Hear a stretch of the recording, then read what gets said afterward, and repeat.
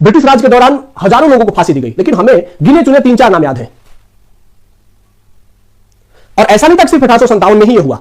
जैसे उसके बाद हम 20वीं सेंचुरी में आते हैं तो उस दौर में भी खुदीराम बोस, करतार सिंह सराभा, भगत सिंह, सुखदेव, राजगुरु जैसे लोगों को फांसी दिया गया।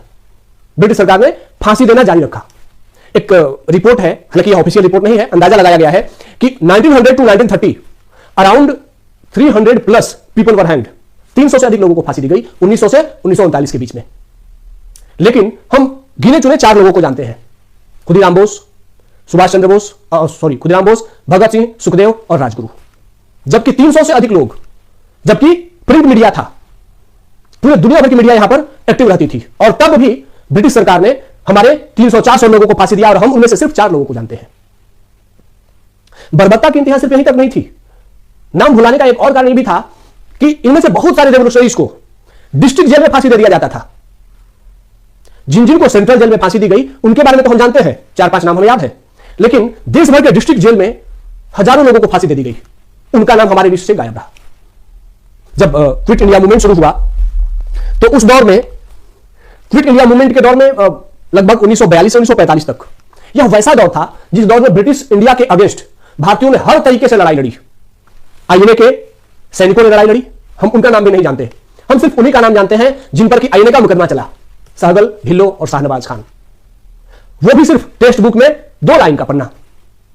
आईएनए के बाकी सिपाहियों के बारे में, उनके स्ट्रगल के बारे में, उनकी कुर्बानियों के बारे में हम नहीं जानते हैं। जबकि भारत छोड़ो आंदोलन शुरू हुआ, उस दौर में ब्रिटिश सरकार ने अपनी सारी बर्बरता पार कर दी और बड़े स्तर पर लोगों को फांसी दिया गया। लेकिन उस दौर के जो हमारे क्रांतिकारी शहीद हुए, जो आंदोलनकारी शहीद हुए, उनका नाम हमें नहीं पता है। कुल मिलाकर एक एस्टिमेट है कि अराउंड 6000 टू 15,000, 6,000 से 15,000 लोगों तक ब्रिटिश सरकार ने मेनलैंड इंडिया में फांसी दी।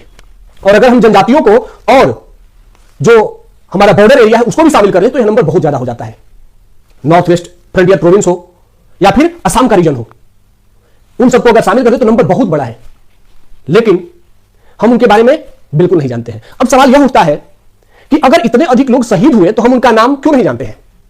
ये सारे कारण हमने देखे, लेकिन एक सिंपल सा जवाब अगर हम ढूंढे तो वो सिंपल सा जवाब यह होगा कि रिवोल्यूशनरीज ने कोई रिटन एविडेंस नहीं छोड़ा, कोई स्पीचेज नहीं थी, उन्होंने कोई मेमोयर्स नहीं तैयार किए, तो नो वॉइस नो विजिबिलिटी।